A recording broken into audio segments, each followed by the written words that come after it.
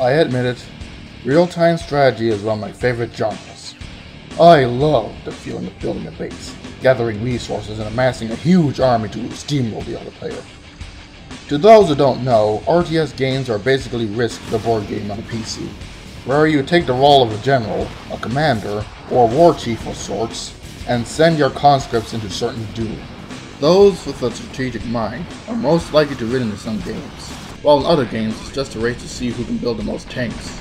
Regardless, RTS games are really fun to play, and one of my favorites is Warcraft II, The Ties of Darkness.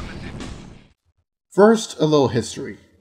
Warcraft II was released in December 1995 for the PC and Macintosh, and is the sequel to Warcraft Orcs and Humans, released in 1994.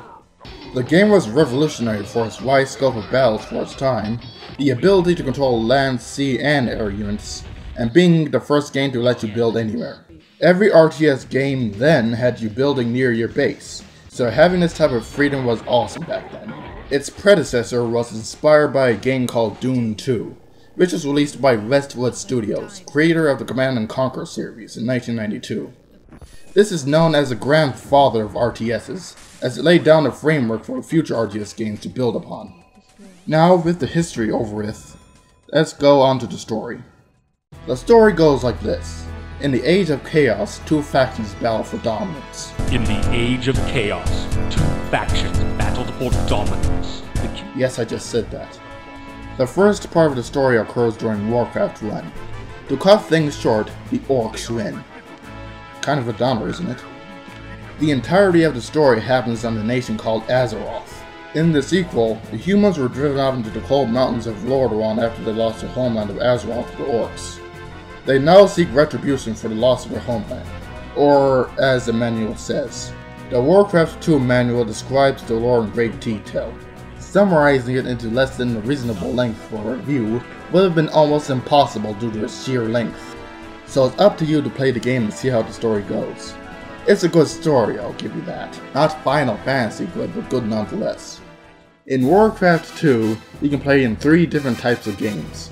Single player campaign, where you can play missions of either faction to see how the story progresses. Single player skirmish, where you can play against computer opponents. And multiplayer skirmish, where you can play against a friend, or 3. The multiplayer handles its connections over Battle.net, if you have the Battle.net edition like I do. If not, you have to go either way. You can play as either the Orcs or the Humans. The Humans are characterized by the well-built buildings and Christian undertones, while the Orcs are characterized by the primitive architecture and satanic overtones. Although both of them look different, here's the thing. Statistically, they are exactly the same. The only thing that's statistically different from each other is the spells, which I find in favor of the Orcs. I'll tell you why later. The point of the game is to get your economy started by utilizing peons or peasants to chop wood, gather gold and drill for oil, then build a base and amass and command an army to take out your opponent.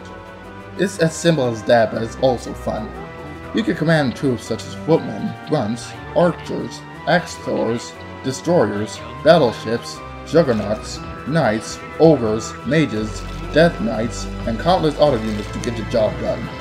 There are lots of fun spells to use in this game, such as Polymorph, one of the most powerful spells.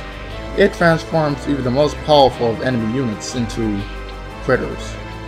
You know, if Polymorph was real, I can see a lot of fast food companies use it. The Burger King Steakhouse, made of 100% flame-boiled ground human beef. You're simply not a man until you've eaten one. Death Curl is another powerful spell which sucks the life out of your target. However, I find the spell only exists because the computer casts it like crazy, and developers run to see how annoyed you are as a result. It's like the computer's favorite spell, and I hate that because even the most powerful units succumb to it. Some spells are pretty useless, such as Exorcism, which can only be used against skeletons, and Runes, which lay mines. Enemies avoid the runes though, and in the case that you forget where you place your runes,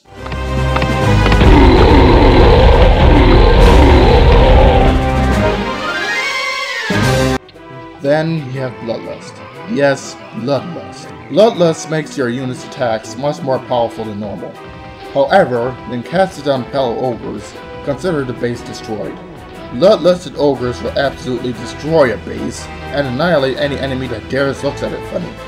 They can do 3 times the damage of a fully upgraded paladin, which is why I consider the orcs to be the favorite side of this game. Basically, if you have Bloodlust researched and have an army of ogres at your disposal, you just won the game. That's how cheap it is. I feel dirty just using it, but whatever it takes. The graphics may look crap by today's standards, but it was released in 1995, so cut it some slack. The game has surprisingly high detail for a game released in 1995. Most games on the PC back then looked a lot like this, so seeing a game look as good as this must have been a breath of fresh air.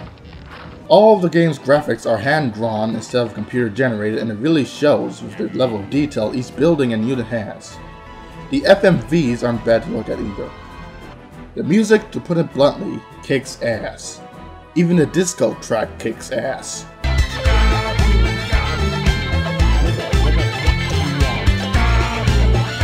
And the voice acting in this game is so hilariously hammy that I often have a hard time keeping myself from mouthing the words. It is rumored that orcish marauders have been raiding coastal towns in the area, but whether these attacks are part of a greater horde offensive is as yet unknown. There are a lot of good things to say about this game, along with its fair share of flaws. For one, mostly commanding a huge army of enemies will not work, unlike in other RTS games, so you can experiment with several other strategies, which makes this game fun. However, there are no waypoints, nor can you assign certain units to groups. This makes commanding a huge army of larger than 9 harder than it should be. The flaws don't make this game severely less enjoyable though. To me, Warcraft II is what got me into RTS games in the first place. It was one of the first I've ever played, and I still enjoy every second of it. You may be turned off by the fact that it's an RTS, which I know isn't for everyone. But if you're an RTS fan, I highly recommend you pick this game up. You won't regret it.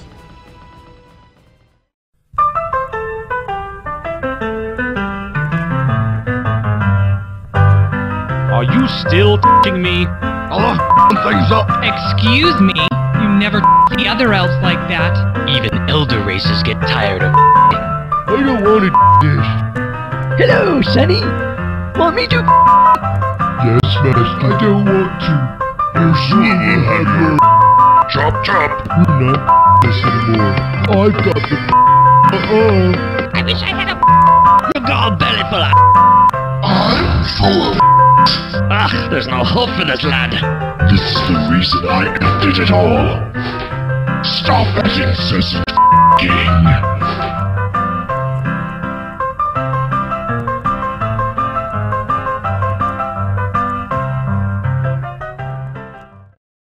I don't have time to f*** around.